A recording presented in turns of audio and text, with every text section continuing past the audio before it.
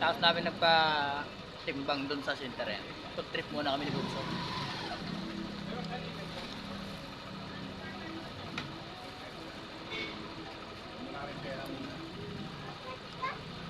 Natin namin yung baon yung 20.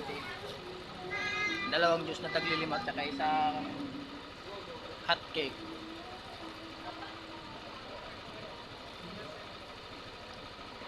Dito kami malapit sa school kaya. Wala yun. Pengi ulit. Maybe.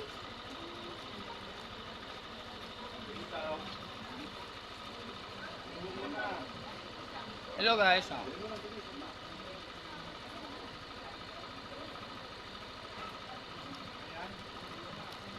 Patimbag kami para sa sa 4 piece.